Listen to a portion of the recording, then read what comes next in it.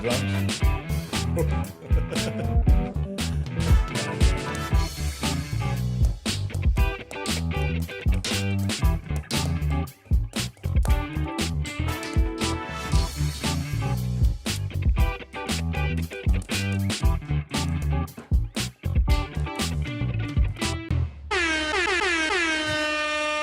Welcome, everybody, to this episode of Runs0b3r podcast. This is episode number... Yo, he just got me. 10. 10.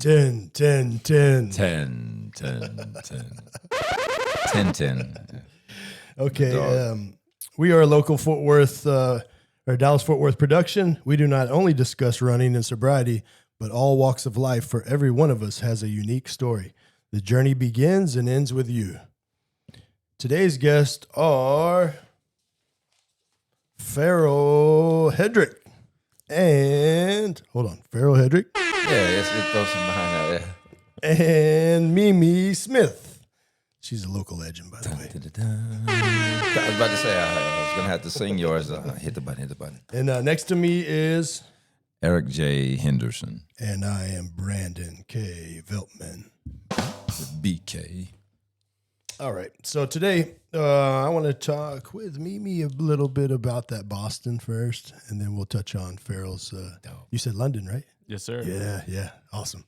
So they're both Mimi, fresh off the street, let me hear a little bit it. about. I want to hear your backstory a little bit too. I don't want to just jump into Boston, so I want to know a little bit about where you grew up, what got you into running, and how you became a badass, and basically. You need to touch on your nutrition. You need to tell all these fans out here how to become a badass. So I want you to touch on that. Even the shoes you wear, we want to know what she's driving, So we'll start with you, Mimi, and go ahead. I don't know if you grew up here in Dallas or wherever you grew up, but go ahead and fire away and let us know. Hey, yeah, thank you guys so much for having me. Thank you for coming. Excited to be here and just talk and, talk all things running, nutrition, shoes, all that. But I am not originally from Dallas, Texas. I'm currently living there. I moved here about 2.5 years ago. Okay. But my story starts in Chicago, Illinois. And born and raised in Chicago. Born and raised. Chicago shirt on. Exactly. I used to live there. Chi-Town. Right on, I just 1 year in Chicago. Shout out to Chi-Town. Thank you. We haven't had Shy up in the house ever. Yeah. Fantastic. And so more north of the city, I'm from the Wilmette Evanston area, which is right by where Northwestern University is. So I lived there, born to 18 years old, same house and everything. So was in Chicago for a really long time. And I started running when I was in 7th grade. So I've been running for, most of my life. It starts with a mile, and 7th grade is the race, and you get up into high school. It's 3 miles. So was pretty competitive in Illinois. So let me pause you. Did you play any other sports or? Played soccer up until high school. Yeah. I feel like a lot of runners either swim or play soccer until they get to high school and they realize they're probably not going to make varsity or go D1 or, got a really competitive high school. So they'll go to cross country, which is a non-cut sport, baby. Anyone can do it. We're the people who invite all that want to actually either get turn fit for their away. turn nobody away. And I went to a huge high school. Like we had 230 girls on my cross country team in high school. You gotta turn somebody away. No, literally nobody. Yeah, that's a mafia. That's beautiful. Like they're coming. I know, seriously. We had rules at different meets where we could only bring a certain amount of buses, and they called it the Nutrir rule because we couldn't bring all the Nutrir kids or we would take up 50% of the race. Oh, wow. So Guinness record. Yeah. Seriously. So, but then I was recruited to run in college. So I ventured down south to Wake Forest University in North Carolina. Oh, nice. So I ran there for 4 years. And then after my experience there, I'm a physical therapist. So I got my doctorate of physical therapy at Duke University. And what brought me out to Dallas specifically was I did a residency in physical therapy at the local hospital here at UT Southwestern. So this is a major hub. UT Southwestern. Yes, it's the huge. OG of it all. Yeah. So are you staying here? That's beautiful. Or are you? What's your plans? plead the fifth. to be determined. I don't. You sound like a senator today. I do not recall. If that was what was said. Yeah, I'm here for now.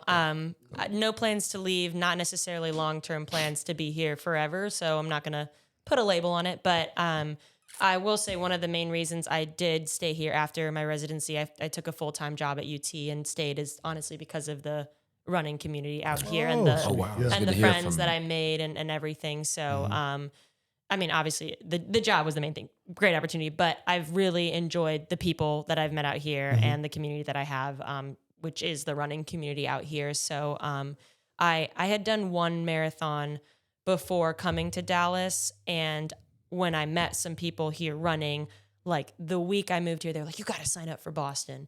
You have a time, like sign up for Boston. And I signed up for Boston, like which was a dumb decision. I had no money moving here. I don't know. I was like, whatever, we'll go for it. So let's go back to what was that first marathon time? I ran the Charlotte Marathon back in 2021 and I ran 2:48. Let's go. You should ask her what watch she was wearing. What watch were you wearing? What, a Timex or Okay, something? this story behind that was, and I ran that marathon and I was on clinical rotations in like I was at a rural location, did not run with anyone. Someone shared like a printable plan I was like basing college workouts on and this training program. I hardly ever used any gels, or I think I had gummy like glucose gels during the race. And I had my AirPods hooked up to my Apple Watch without my phone. So my battery drained on my Apple Watch, and by mile 18, my watch completely died. So folks should understand, it's ACC, right? You were an ACC, yeah. ACC runner. Yep. But so that whole time you were only those 3 miles? You were only... No, what did you run? In college, I got up to the 5K and 10K. 10K was my specialty. So still, you're brand new then to this. Oh, that's beautiful. Yeah, and like I'm literally you're a was runner. just, How are you asking me? Yeah, no, this is brand new space. and the it's marathon. so different in college. 2:48. You don't. I mean, nutrition wise, you're not taking any gels with you ever on the course. I mean, only in very hot races in a 10K will they have water, but you don't have anything on a college race. You just run. Also, it's a 10K. You don't need anything for that. So I didn't know a ton about nutrition. I got shoes that they weren't carbon plated because again, the carbon plated ones are a little more expensive. I was in PT school. I was like, I'll take the cheaper ones that are still considered marathon shoes. And I didn't have a Garmin watch. I just had an Apple Watch. Because like in college, all the things are always provided for you. Like you don't need to think twice about it. It's always provided for you. In a race, you don't need to time yourself. You know, it's provided. So I had to do kind of my own research. And I think honestly, when I moved to Dallas and I actually talked to people who were really in the game and I learned a lot, that's when I kind of was able to step up my marathon game because I learned so much from other people and kind of being around it, you do your own research and figure things out. Yeah. Now you I mean, you didn't just step it up. You're dominant, you know? Yeah. Imagine running those last 8 miles, not knowing what your pace is. Oh yeah. I could hear the biker was with me. The watch died. At 18, At 18, yeah. She's wearing an Apple Watch. Yeah. So I know, because it was also connected to my AirPods. So then I'm like, I got these AirPods, they're not even working because AirPods too. And you're too dialed in to like take them out. Yeah, I was like, and then there was a biker next to me because I was the lead female. And I could hear his watch beep, and I'm like, okay, at least I know we got a mile. I would hear the watch beep. I'm like, okay, we got another mile. That's the only way I knew, but it ended up working out. I crossed the line. Yeah, that's awesome. So this last Boston, tell me a little bit about it. Yeah. So I had done Boston in 2023. So this wasn't the first time. I somewhat knew the course as much as you can, only running it once, but I knew the process, the whole ordeal. But for me, it was different this time because I had a qualifying time that allowed me to enter in the pro entry. So I was running as an elite, which was a different experience in terms of, we got a packet pickup and a technical and all different things because they need to let the athletes know kind of in general what the rules are. We can't accept any bottles that aren't ours already placed out on the course or any gels or any handouts for anyone because you can get disqualified because we're all up, like technically anyone who's in the pro field is allowed to get money if they get a top spot. Versus, we're off the gun time. We're not off like chip time like the other fields. So technical rules about if you get disqualified, what things, if you have a medical emergency, what to do, because they will have people come grab you specifically from the medical tent and get you back to the pro, like finishing. We were at a specific hotel. Oh, okay. So all these, and they had our gear that we could take to the start line and they brought to the finish. So it was just a little bit different in terms of the rules. So we have a technical meeting. That's where we pick up our bib. It's a little bit separate from the general conference center where you go get your things. And then they bus you out and you get bussed out to a tent that's right directly next to the start line. Right at the start, yeah. So you actually get to do a full warm up. They have porta johns and everything. And I mean, it was so cool because not that I definitely think like I had a right to be there time wise and competition wise. I'm not going to like necessarily say I downplay myself. I had a right to be there. But you also are next to the woman who got 12th at the Olympics this past year, and Connor Manson, Clayton Young, who got 8th and 9th, and then there's like Annie Frisbee, Jess McClain, like all these people, and you're like they have to do the exact same thing that I have to do, and who am I? You know what I'm saying? And I'm standing right here. It's okay to be So are you fascinated by that. starstruck a little bit? Yeah, I definitely. I think so. I would have been for sure. I've been in other like same spaces as them race wise over the past few years, and I think I've been more like don't go up to them, like a little more shy. This time I was like, whatever, man. I talked to Connor Mans. I went up to Clayton Young, and my dad got to come with me to some of the things, and I would turn around and he would be talking to Clayton Young, and I was like, everywhere I go, my dad's not shy at all. He'll talk to anyone. So I took advantage of it, and I was talking to a lot of people in the tent this time, and I was like, it's not worth me like not wanting to get in their space. Like I'll ask them whatever. We're all doing the same thing. I was talking to people and not even just the pros, but other people who were in the elite corral who weren't necessarily paid pros and everything too. So that's beautiful. I took advantage. I enjoy it as a human. Yeah. It's like, you know what? Wow. So that was very unique in terms of the whole experience, the like being able to be treated as kind of like a pro athlete for a day. But in terms of the race, I think too, the other biggest difference for this race versus other races for me was being in that elite corral where there are a lot of women. I was nervous it was going to be 50 people at the start line because we go off a couple minutes before the regular corrals, and you go, and then it's like, okay, we're going to separate quickly from, you know, the top pros, the Kenyans, the Ethiopians, like Emma Bates, all those people, right? And then it's going to be us stragglers in the back running alone, and it's going to be all strung out, and you're going to have no one to run with. And it was literally the opposite experience. We had a group of 5 gals that were running, like 5 women, and we were racing up until mile 18. Like I felt like I was in college again. We were back and forth, and if one person kind of picked up the pace, we would go to meet her. If some people And falling you're off, pulling I each could, other. That's the I could thing. pick up the pace. So do you draft behind the group or no? It wasn't that windy. We would definitely be probably 3 in front, 2 in back. But I was often I don't really like to run directly behind people. I like to run next to them. So I was kind of up running next to people, but we had to also get our water bottles at certain marks. Like every 5K they had water bottles. So even though we were racing, we were also really respectful. We would get into a line knowing kind of our order, or like if someone wanted to grab a bottle, I would just go back a little bit, let them grab their bottle, and then go forward, because they're not going to beat me by going 2 steps in front of me when we're getting. That's the cool thing about a marathon. It's like a collaborative thing. That's cool to hear firsthand from the women's pro space, because sometimes it can get a little goofy.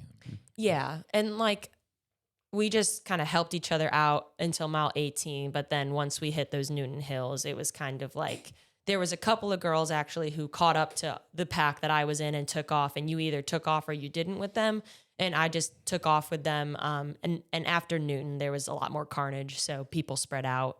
There were some of the pros that were falling back that you could catch that were falling out of that really top pack. So, I think my main takeaways, it was really fun to be in a marathon where I didn't feel like I was chasing a time. I felt like I was racing, and the time came as a result of that. Right. So what was the official time? 2:34:04. Oh, nice. Nice. And what's your best time? That's my best time. I got it by 20 okay. seconds. Sweet. Yeah, And on a tougher course. Yeah, That's yeah, the thing. yeah. 234 on that course is like I've done New York a few times, and I haven't done Boston, qualified for it a couple times, but that's not. I mean, that's real deal stuff. Yeah, it is interesting. And I would be curious to get Farrell's take on this too, because I've done 6 marathons, but my man next to me has done, I don't even know the number because it's probably more than I can count on my fingers or toes. Let us know. He's running right now. Yes.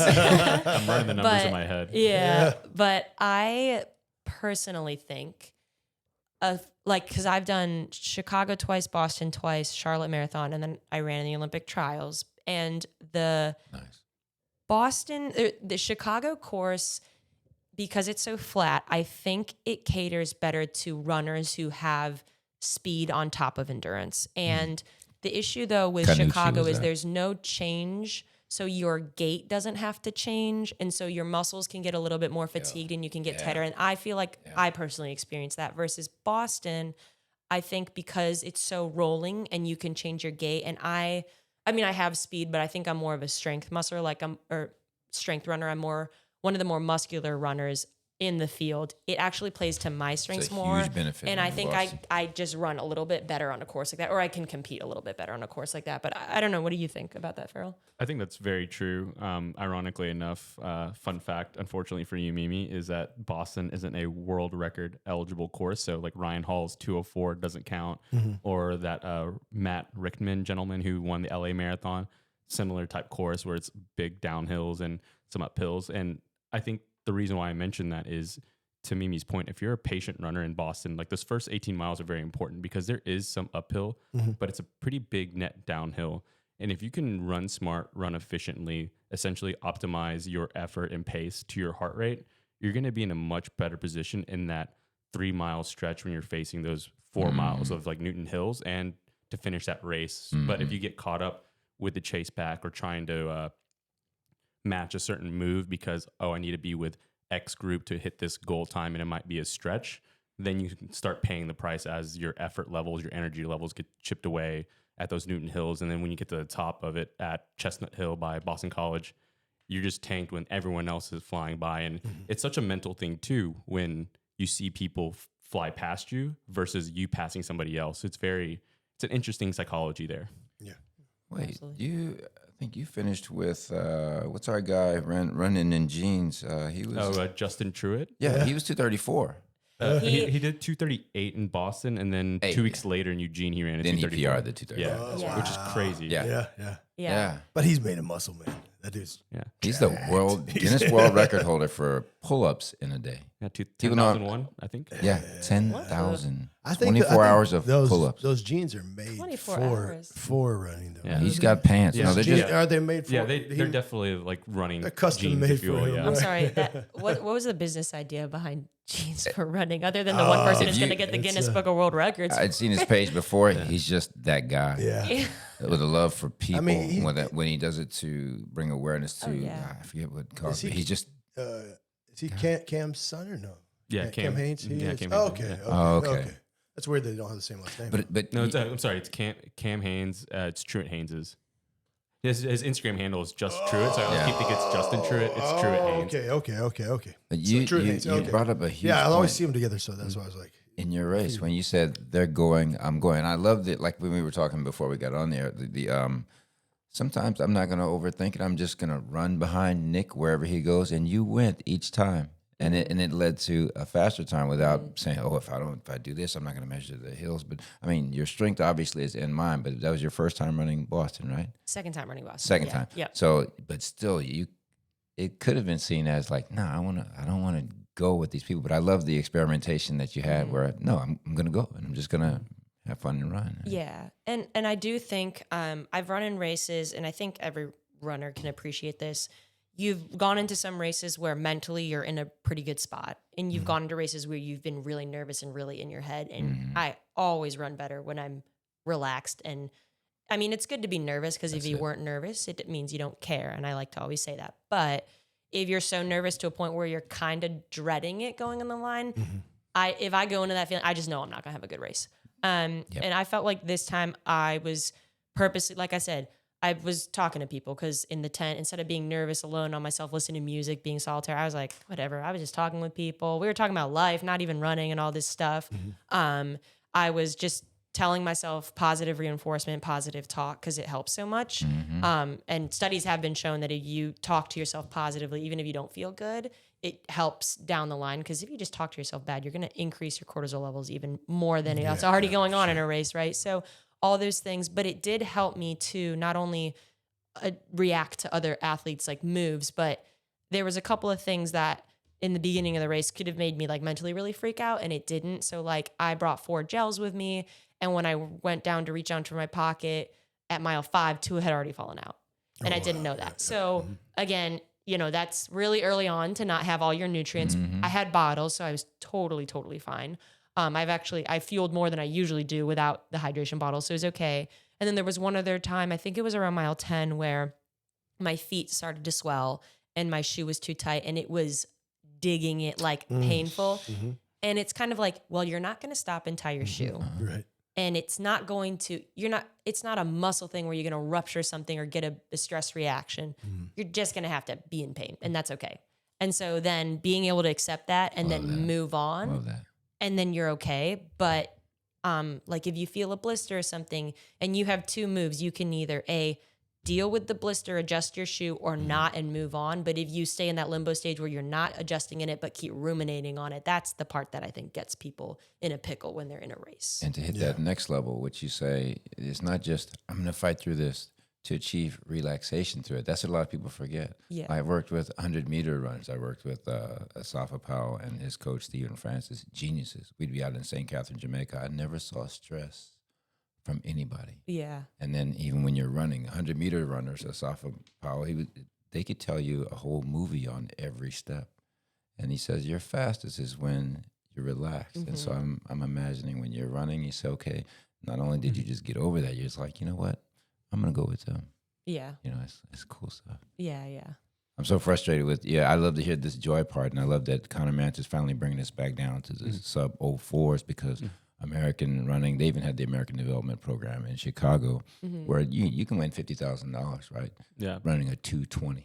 Yeah, it's funny you mentioned even And Mance. it's not being advertised. They're still paying money. I'm like, if we have 15 years haven't developed, meanwhile, Kenya is relatively new to marathoning. There was a time when it was Australia, there was a time when it was Great Britain. And so only in the past 15 to 20 years have you seen a massive numbers. So they're new to it. People think, oh, it's a Kenyan thing. No, it used to be a Japanese thing. It used to be a Mexican thing. Yeah. And so American runners, I'm glad to see us. And Ryan Hall is a beast. 204. And that's the last beast we've really had, you know. Yeah, and it's crazy to think that his times from back in 2004, like they're now being contested. 2004. Like think about all the, not only just the improvements in shoes and technology, but also in training, recovery, and science, and all those things that we tech like this, time's going down. It's happening even in 100 meters. It kind of goes back to that whole Roger Bannister like sub 4 mile. Like when he did it, like the next year, like 18 people do it. I'm not saying that 18 people are going to necessarily run 204, but I'm curious to see like what this next generation looks like and who gets inspired to toe the line and push it again. There's some really fast runners in college who I think when they get out will help. Kind of like how Conor Mantz and Clayton Young were the top in college. And then there's a lot of people who are still young doing, like Conor Mantz and Clayton Young went very quickly to marathon versus like, I'd be curious to see some of the, like, I wonder if like Grant Fisher, you know, will go or like if like Elise Cranny or some of those runners will ever bump up to maybe even like the half marathon. Cause they'll be really fast. So yeah. It has to be culture, though. We're like, if you think back during that time in Ryan Hall, there were competitors around him, and then the marathoning itself. So I remember it was around that time people were wondering, what is the Kenyan secret? So some U.S. runners went there, and the secret was 20 miles in the morning, 20 miles in the evening. Wake up 10 miles easy. Wake up same day 20 miles easy.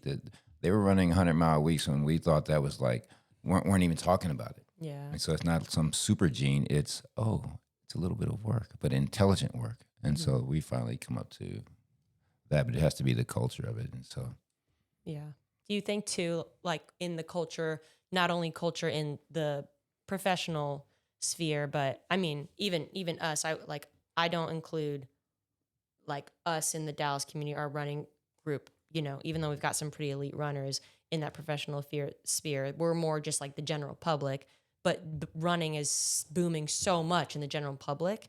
So when you get hype around it and, like going to all these marathons and you have all these companies bringing so much hype and it's coming culturally cool and stylish and all that stuff, that's just going to flood money into the sport so that there can be room to sponsor these athletes, and that can help produce time. Because if there's not support for these athletes to have full-time jobs or to not have full-time jobs and do it right, like if they aren't making enough money and they have to do these other things that limit recovery, that limit all the the other 20 hours a day they're not training, how are we ever going to produce like the top athletes when in Kenya at these camps they literally just train, and they have to run their way into those. There are 15-year-olds there now who know, if I want to be accepted into it, and not with all there's no money before then, right? And so the culture is one of everybody running. That's why I will never hate on, I just said I'm frustrated with it, but I'm not hating on the like 205, 204. Now now you're in a crowd of a few hundred of super elite. But that number's like 100 guys doing, not 100 maybe, but there's a lot of, it used to be 204 or whatever, that you're guaranteed whatever, But there's a separation even at the highest levels. And so, but what we need now is people running at local marathons, these times, because what you do is you produce the person 10 years from now who's going to be 204 and below. That's what I mean by culture. Nobody, even their 204s, they don't just come from a guy waking up being fast. They come from 300 people saying, I love to run and I love to do, I want to be like that guy, Yeah. And I think it kind of goes back to what Mimi was saying about like with college and like structures. Maybe marathoning in the past has always been this, you're a good collegiate 5K, 10K runner, All-American, maybe national champion, you become a pro 5,000, 10,000 meter, maybe you consider the roads. And then at like 30, you hit the marathon. It's kind of like the golf analogy, which in a lot of ways, I can always elaborate on that too, but in a lot of ways, golf and running to me are pretty equivalent and comparable. Think about like Tiger Woods. Like back then, no one was playing at that level at his age.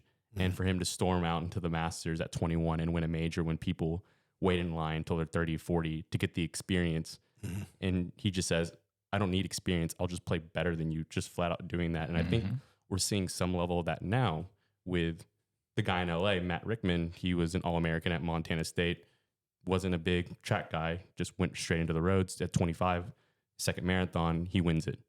This past U.S. half marathon championships in Atlanta, Publix, Alex Meyer, I think he's a DFW guy. I believe he went to Flower Mound Marcus or one of the Flower Mound schools, ran at Oklahoma State. Turns out he wasn't the best cross-country track guy, so he went straight into the roads, and sure enough, shortly after, he won the Publix half marathon in a field of Connor Mance, Clayton Young, all these other greats.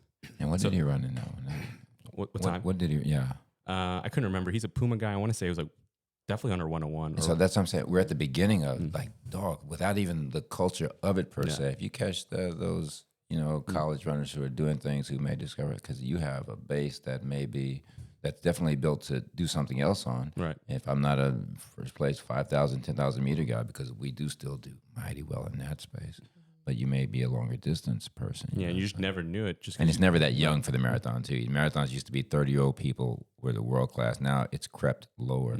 And I'm thinking the day the Kenyans get into trail racing, it's game over. Well, and two, for your aerobic, I mean, I think the reason why people may transition to try to do track and then go up to the road races, because like you don't reach your aerobic peak until you're mid or early to mid 30s anyways. So the fact that they're doing this now, I mean, like Clayton Young and Connor Mance, and then like Dakota Propane, like, Fiona O'Keefe, like all those people who were in the Olympics this past year, they were all so young. And it was all some of their, like, only their third. Fiona O'Keefe, she had never even run a marathon and she qualified for the Olympics. So if they're doing this now, I'm scared for I'm scared for like 5 years what they'll be doing then, because they're going to be really fast. So it's kind of cool to watch. Hey, Farrell, let me get a little bit of backstory on you, where you grew up. Yeah, absolutely. And a little bit about you also. So I am born and raised in the Metroplex. I grew up in, nice. I was born in Dallas, at Dallas Medical Center over there at 635 and Coit Road. Okay. So pretty much not really down the road from here, but pretty much the center of Dallas or North Dallas, I should You say. can point to it and go, that's my crib. Yeah. We've actually done a couple of long runs where we've run past White Rock Creek Trail. And I was like, oh, that's the hospital I was born in. Yeah. So born in Dallas, raised in Richardson, Texas. Okay. Went to Pierce High School. Many people know the high school because of Logan Sherman, past state champion in cross country and all district, all the accolades. He's won the Dallas Half Marathon, Dallas Marathon. I believe also Cowtown too. Great guy, chiropractor, local, very supportive of a lot of local running initiatives. I believe he's on the Dallas board now, the Dallas Marathon board, that is. And for me, I didn't run in college, so that was a little bit of a unique experience compared to Mimi. I went to LSU for 4 years. So Nice. as you can imagine, what 4 years of LSU football and Mardi Gras does to football, exactly. Football and Mardi Gras. Yeah, so that's how eventually I kind of started my running journey. Was after college, started my job in public accounting. So we're hold on one second. Were you there when the dam broke or the levees? Oh, and the levees broke or no? So I don't know how many times it's happened, which is not a good. Okay. But I do remember vividly my junior year when they flooded the city of. So it was the Morganza spillway. I think that was intentional. So they opened up the levees. Oh, really? To flood. Unfortunately, the city. I don't know how many people were affected in terms of the grand numbers. I don't think casualty wise it was super high. I'm hoping it wasn't, but they did. Essentially, they opened up the Morganza spillway. Morgan City was flooded to essentially help slow down the floodwaters and not flood over Baton Rouge. There's a huge history there of just the poor strategic construction of the levees. It wasn't even with Katrina, the storm itself that did it. Yeah, exactly. It was the levees. Yeah, it's a lot of, I know a lot of work went in with the Army Corps of Engineers to reevaluate after Katrina, but even beforehand, it's nuts in terms of the amount of water is being held back to help support not only just the city of New Orleans, Baton Rouge, but that whole lower part of the state. Nice. Are you a Saints fan? I'm not. I'm unfortunately a huge Cowboys fan, which is I just expect disappointment every year at this point. Yeah. Yeah, it's baked in. So go ahead with the. You said you went to college there. Yeah, did my got my undergraduate in finance and in internal audit. Came back to Dallas, started my career in public accounting.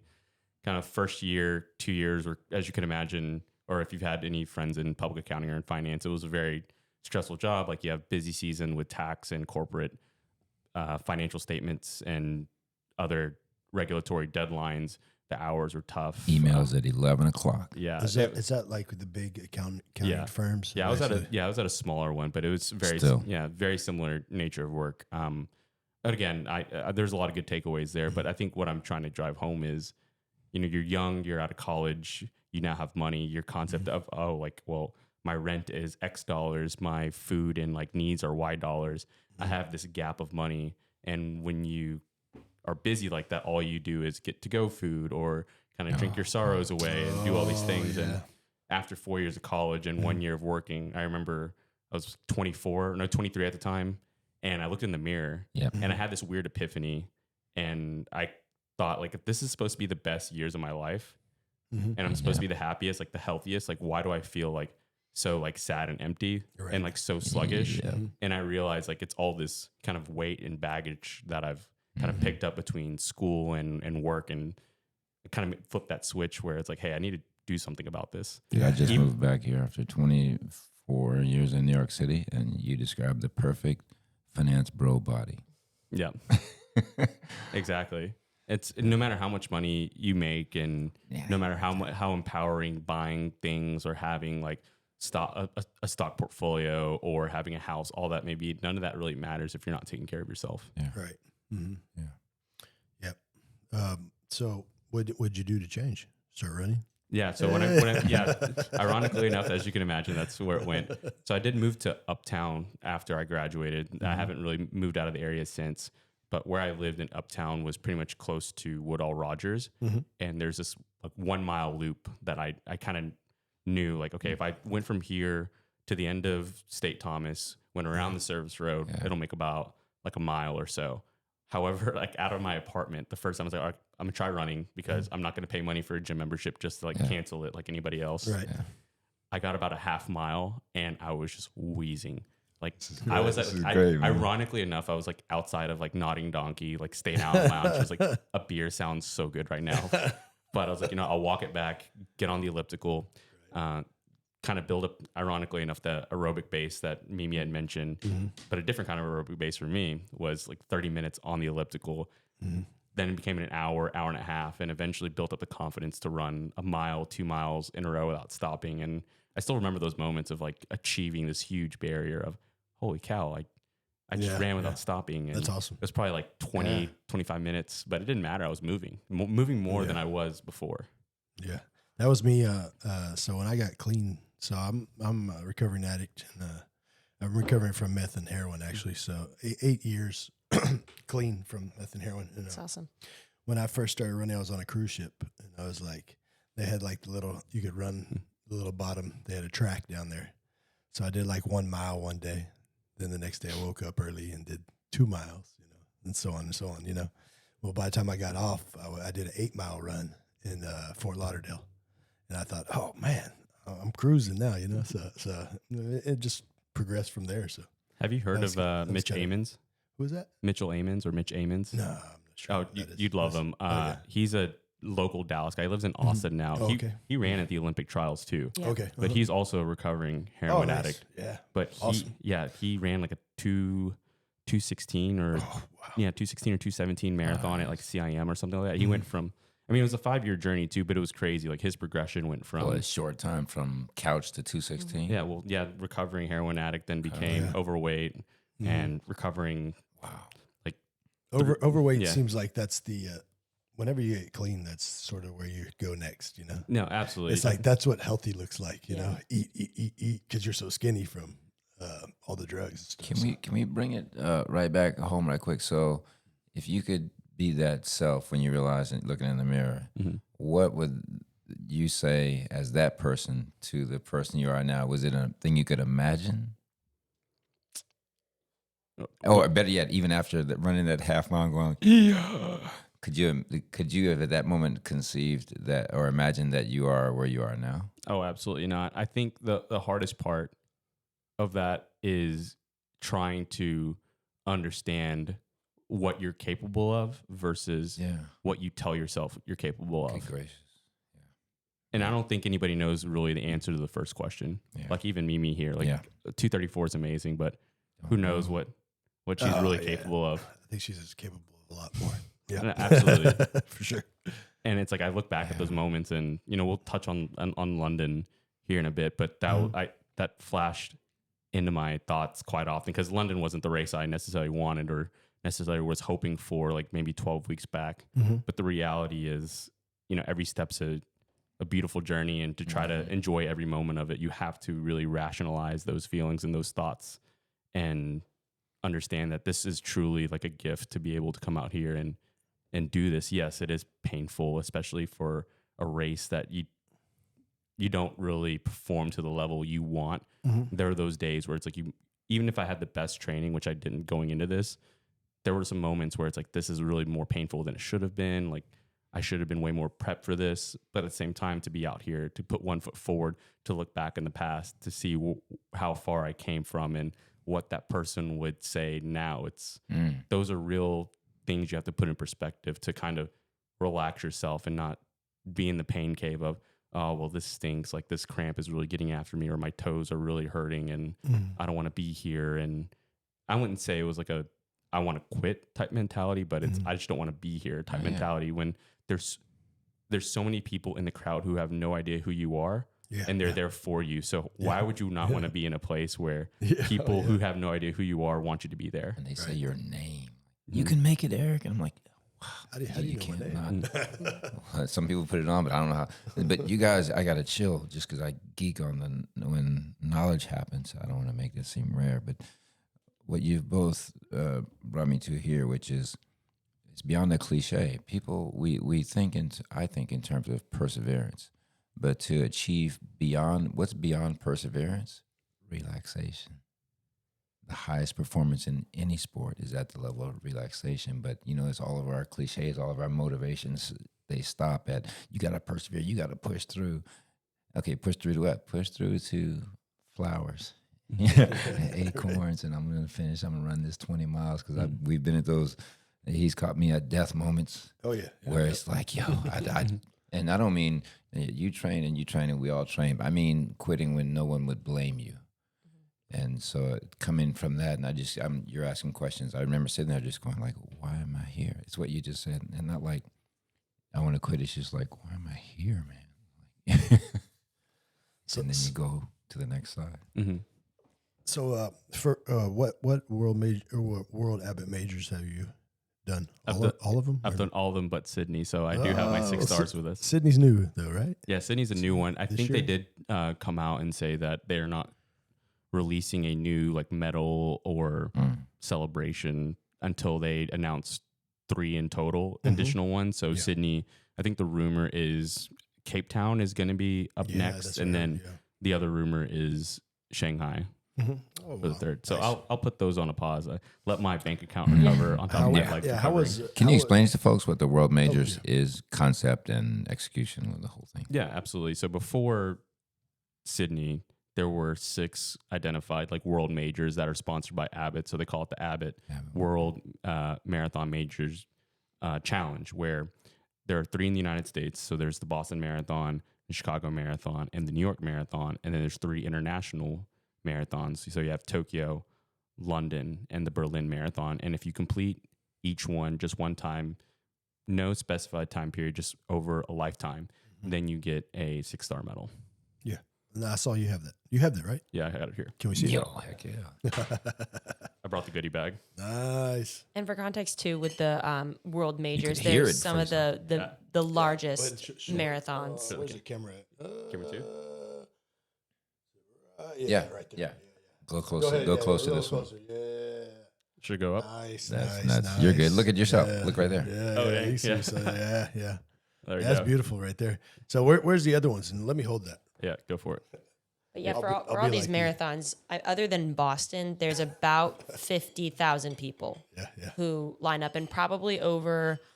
I know at Boston they had over 1 million spectators. I bet at London and New York they probably have 2 to 3 million people spectating. So, have you run New York?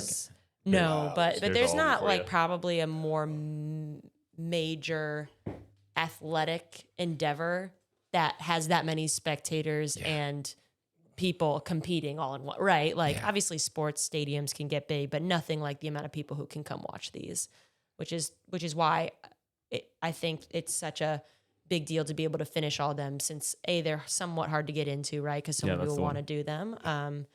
So it's a feat in terms of getting a qualifying time or raising charity or getting to all these events and going all over the world to compete them and do it at some of the largest athletic events in the world. Do any of the others have qualifying times like Boston? Yeah, they're all very unique, and I'm glad Mimi had touched on that, because it's really, even though it's an individual accomplishment that I have my name and with the results tied to me, the reality is it took a lot of people to get to all these marathons and to complete them, because they all have qualifying times, but they all vary in terms of who's able to apply for them. So like, for example, the London Marathon, they have a qualifying time, but it's only applicable for residents of the United Kingdom. Yeah. I've stopped, but I won't name a few, but living in New York for 25 years, I'm like, I could get in by running 12 of the Roadrunner races, so that's pretty easy there. But it's such a gangsterism to try to get in races now. New York's qualifying standards are crazy too, because like it's similar to Boston, where there's a time and then they say, oh, well, we actually need to run like 10 minutes faster or something like that. Wow. And I like what you say about the people who may not run, and we'll see it as a cliche, but look, when you're coming through the Bronx, it's only you, and you just hear your feet in the New York Marathon. But then when you bust into Central Park and you hear New York City just erupting all around you, it's like, I don't care. It's not about your time or anything at that point. It's just about like, as a matter of fact, I ran New York on 30 days training because a friend of mine, I had 30 days, had an entry, and I was like, hey, Eric, you want to do this? I was like, yeah. But then that was when Puffy had just run one in Oprah, and I'm like, I'm gonna beat Puffy and Oprah, or it doesn't count. I'm sorry, all respect to Puffy and Oprah, and they actually ran decent marathons for just like off the couch running. It was 350. I mean, for this like. So I said my 30 days training is gonna be. Well, let me just get in and do that. That takes some mental toughness too on those bridges. Like when it gets dead quiet, like you're so used to like that Queensboro Bridge is. Yeah, it's definitely. And Verrazano is, well, that's at the start, so you're not even thinking about that. But you can do bad things on Verrazano that you pay for in mile. You already knew where I was going. You pay for it in mile 18, like crap. For me, the toughest stretch was the Fifth Avenue uphill on mile 23, right before you go into Central Park, just because it looks like it's never going to end. Yeah, the Fifth Avenue mile, I ran that. That's a lot of fun. Yeah. That was back when 450s were feasible. Yeah, that's awesome to be in the Fifth Avenue mile. That's a huge. Yeah. So, Farrell, tell me a little bit about. So, after we stopped at college, basically, and then you were telling me that you had a you're working with accounting, smaller accounting firm, right? Yep. Locally. Okay, and so when did you start like? I know you said you did that 1 mile. Do you have the what is the fastest known time in that 1 mile that is known as your mile? Unfortunately, no. You need to go back and accomplish it. Yeah, because I used a different running app, and I use a different running app, and it's merged with Adidas now. And I think I meant to look it up the other day, just out of curiosity, and I don't think the data exists. But I do remember starting running some 5Ks after that. The first one was about like 35 minutes. Because I remember the accounting firm I worked for every year at the Plano's Children's Hospital down the road from here. I say down the road. It's probably a little bit further than that. Plano Presby? I think no. It's over by where Capital One's office is. Closer to Shops of Legacy, I believe, that area. Mm-hmm. Oh, that is Plano Presby. Oh, is that Plano Presby? Wait, no. Wait, what? There's a hospital right there? There was. I think it might be Plano Presby. But anyways, there was a 5K route there, and every year my accounting firm and some other companies Who did you work for? It was BDO. Oh, BDO. Not Arthur Anderson. No, that was well before my time. Back when they had the Big Six. Yeah, exactly. How did you guys avoid Ernst Young. one reason I'm in the trail? Well, number one, I'm older, but How old are you, Eric? Let everybody know 5'6", how old you baby. are, We don't Eric. hide that. I'm 56. 56 years old. And so, but the road for me is like I came out of ITB when iliotibial band injury, and that could be permanent, that kind of stuff. Yeah.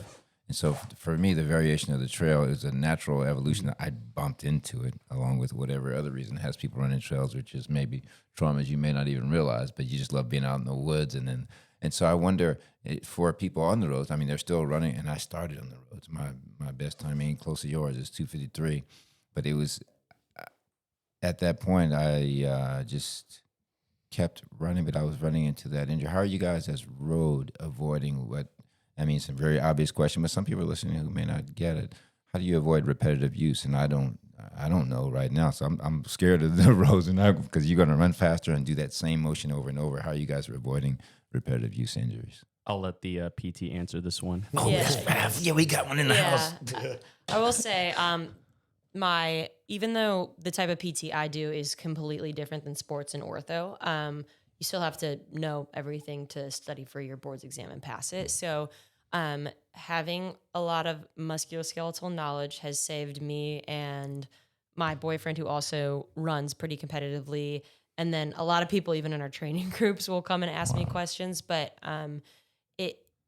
I think that one of the main things too, I think is really important is to make your mileage very specific to your body's needs.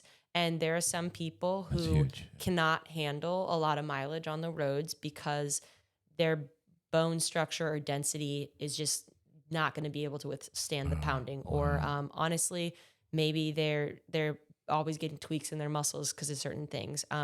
At my job, I'm on my feet a lot of the day, so I don't get to spend the 8 hours of work sitting down and recovering, resting. Sometimes it's nice to not be in the same position because I don't get as tight, but my legs are often really tired, so I don't need to necessarily do as much high volume as some people because of that. And I think I would get more injured since I don't have the extra hours of recovery. So I think if you're finding yourself getting injured, especially if it's bone related, that means that you got to dampen down the pounding. So that means you need to find soft surfaces, or you need to elliptical or even swim to supplement your aerobic activity and volume with softer surface type training or low load type training.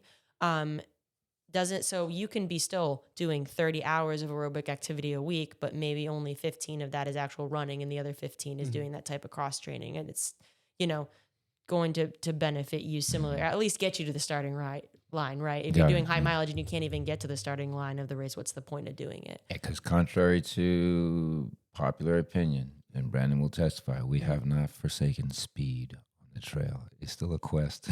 And you do a lot of road for speed, right? I'm trying. Yeah. I'm working on it. So, yeah. Because we see guys running through the woods like Josh. He's running 8-minute miles. What's his over name? 50 miles. Nick is it? And then Nick Pettinger, he just did 50 miles, and his averages are 9-minute miles, but not on flat. Yeah. He's not, which is beastly stuff. And so, Well, and you guys can probably too talk about this. And the other thing I think is really important for injury prevention is the prehab stuff you do beforehand, which I think a lot of people sacrifice the strength stuff in order to get more mileage. But especially, I'm sure for trail running, since you're never ever going to be able to run equivalent to 100 miles in a row, right, in your normal day to day. So, but you guys probably do a lot of strength training that more so than regular just road race runners to handle the things on the trails or to handle intensity on your body when you're 80 miles into your race. But it doesn't need to be, at least for marathon training, it doesn't need to be like the really heavy Olympic. We're not trying to get like a 1 rep max, and we're not trying to get like a PR in our bench or our squats or whatever. A lot of the things you can do is like very quick plyometrics will build a lot of tendon strength so that you don't get injured as much, or working on the stability of different planes. So we always, as runners, we work in what we call the sagittal plane. But if you twist your ankle, you're moving in the frontal plane, or you sometimes need to rotate. Your trunk needs to rotate. So when you're doing exercises, you need to work on single leg exercises that shifts your weight from side to side so that you can prevent injury and your ankle stabilizers are strong if you do come into a situation where you're on some rocky paths and you twist your ankle. So all those types of things in consideration. It's like, how are you building up your system strength wise and then volume wise to maximize it so you can safely get to the starting line? It's kind of the way I like to think about training. Makes a lot of sense. So I got a few questions for y'all.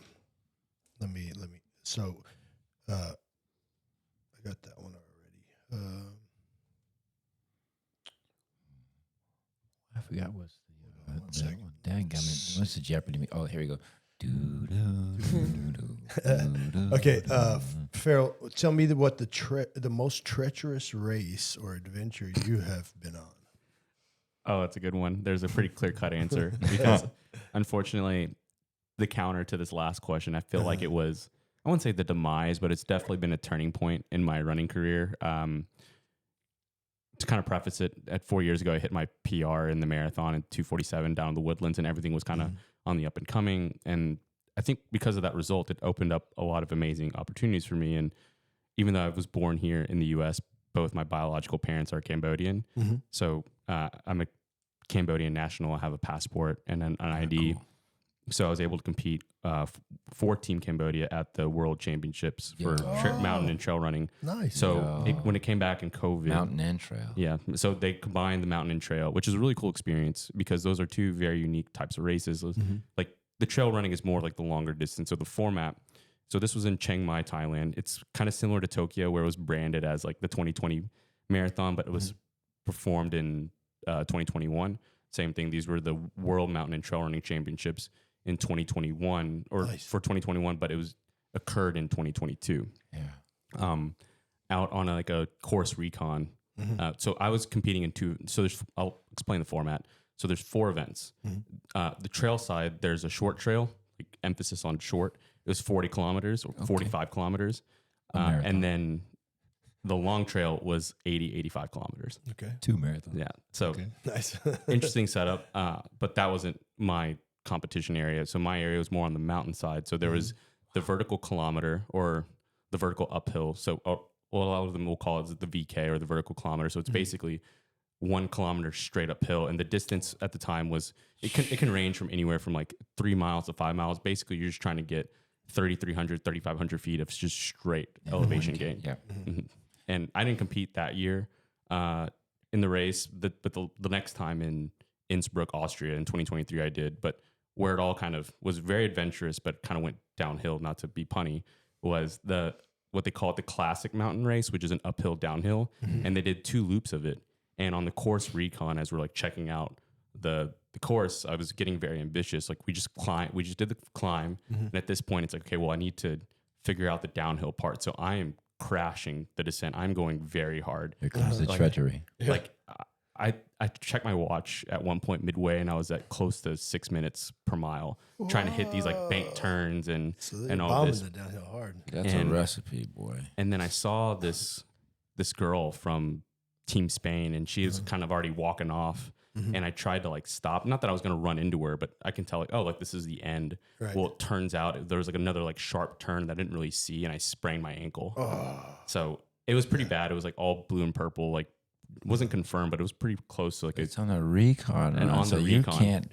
So I race. raced on a sprained ankle. Oh, wow. I was not only was That's what put me out of business. Doing that same thing, and So when you that cost you, didn't it? when you bomb the downhills, do you put your arms out for balance like a condor? a little bit, yeah. Yeah. And I was somebody taught me that in Nicaragua. They're like, you need to put your arms out because that'll help your balance. and I would have to tuck them in. front fall. Yeah, I would have to tuck them in every now and then because some of the branches would come in the way. okay. But I was doing everything what seemed to be right, like leaning forward. I just kind of lost my line of sight and just took one step forward and got caught in a branch and just went the other way, unfortunately. But yeah, the sad part is I didn't have to scratch, but I did race it. But How long? Which race were you in? it was just the mountain classic, so it was like the uphill downhill, two laps for about, it was a 15K, so about 9 miles. On a busted ankle. So how long did you pay for that afterwards? I mean, I couldn't remember how long that race was. It was, I'd have to look it up, but it was. I'm saying the injury cost the you injury? what? Having run with not pain, but with injury. Did it not as change anything for you after that, or what? I think long-term effects wise, well, I'll go with the short-term because that's an easier answer. I think the recovery behind that, because that happened in November. I did a marathon in February, so it wasn't too bad, but I would say mentally it was very difficult that November and December because everyone's gearing up for Houston and I wasn't 100%, so I had to scratch the race and I wasn't feeling great. Or I couldn't remember. Maybe I did run that race. I think I ended up running Houston foolishly probably, but I didn't feel quite 100%. It was just kind of an odd time because like going into that race, I was feeling my best with like marathon training and seeing kind of all my friends, like they were already ahead of me, and I was like, I felt like I was closing the gap on the training and that gap was just gone. But I mean, I can't complain too much because I think Mimi, when did you move to Dallas? Was 2023? 2022. Oh, shoot. September 2022. 2022. Yep. So you saw my entire 2023. So like that whole year, like in the grand scheme of things, like it really wasn't all too bad because I had a phenomenal year in terms of like running, in terms of like how many races I've done. I think I did 7 marathons that year. Dude, every time I talked to Farrell, he was like, I got to race the next weekend. And you don't see too many. If you bring a 247 out to the trails, like even if whether you run it now or not, doesn't matter. You bring that, you'll be a 50K person doing monster stuff. Because the first thing they tell you when you come out to the trail is, okay, Eric, you're running good on the roads, but take this amount of minutes off of that, and just as in life, I'm trying not to listen to formulas per se versus having just get the iterations like you said, maybe like I see the pack moving, I'm gonna go. Yeah, because the best thing you can do out there is just experiment. There's and so I haven't seen that profile of person say I want to go run, but you've also done mountain running, so for people who may not know that there's road, there's trail, and then there's mountain, that Joseph Gray stuff. I mean, that's crazy. The funny story about him was the next time I ran the race in 2023 when it so it's a every other year championship, so it's again this year. I think it's in Spain, but in 2023 when it was in Austria, I did line up for the vertical kilometer. This time I said I needed to actually get a real warm up before. So it always opens with a vertical kilometer, and then the 2 trail races are in between, and then it ends with the final mountain race. I was like, I need to get the jitters out. Just even if I have to power hike this thing and be dead last, which I already know I am because this is a field of professionals from all around the world. And I just remember we're all lined up. I'm already in the back, like maybe second to last row. And I'm looking around the field and I only see like 2 Americans up front. And it's like, where is everybody else? And I can just tell like the last minute warm up people are kind of pushing their way through. And there comes Joseph Gray. Joe Jeezy up in the he just muscles his way through. And it's just so funny because like people just let him walk up. It's like, and it was one of those things that wasn't like, because normally when you line up for a race, you hold your spot. You're not going to really give it up unless you know that person is trying to run faster. And again, this is the world's best. And Joseph Gray's walking up and he's like kind of shouldering them like to push through. And they're like, oh yeah, you go to the front. I think he ended up getting third, which I mean, it's, if you guys watch the videos, it's insane. Like he looks like he's going in slow motion, but he's moving at like 8 minutes a mile going like straight up. Nice. So Mimi, I got a question for you. Yeah. This doesn't have anything to do with running, by the way. Okay. What is the darkest part of existence? Oh my God. This is a thinking question for you. I felt like I got the softball of that one. I love the way Farrell leaned back like, yo, you got that one. Like, meaning of life up on deck. Yeah. Oh my gosh, man. So what do you think? This is your opinion. I mean, it's not a right or wrong answer, really. And give us a way out too, maybe. Yeah. Give us a way out.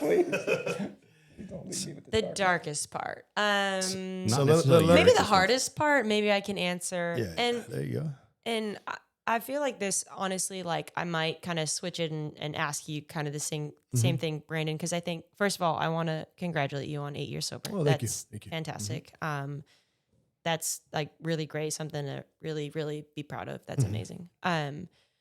And I think, especially as a human race in 2025, I think the probably hardest part about being a human is like having a purpose. Okay. And feeling satisfied in life that your purpose was great enough and good enough. I think that is even more apparent now that everything anyone ever does is always online, and you can compare yourself to anyone and everything at the tap of a button. And I think that, I think for me personally, sometimes and one of the things I think why running is such a great part of my life and why I've never been able to kick it even when I graduated from college, and I just can't, I don't think I'll ever not be in the running world or the running sphere, is because I think when I'm running, it's the only time that I feel like 100% me and 100% confident in what I'm doing. And it's a funny thing because it's such a painful sport. So it's weird that you can be like, I find so much purpose and I find like I know exactly who I am and what I'm doing when I'm running. And it's like some of the most painful experiences of my life, right? And I think too, still, like I really love what I do with work, and I mean, I work in a profession where I do think I'm like directly helping people day in and day out who are going through. And like I said, I work in cardiovascular pulmonary physical therapy, so I work with lung and heart transplants. I work a lot of people who are getting better, and I work with a lot of people who don't get better, and in situations I wouldn't wish on my worst enemy. And I think like it's just really interesting to see the human like experience of trying to find something in your life that's worth getting up and living an everyday for. And this is where I want to throw the question back to you and wondering too, like when you're transitioning from having this gap where you were dealing with this addiction and you were using substances to whatever void or whatever thing in your life you were needing those for, and you transition into running and trail running and having a purpose like that. You know, how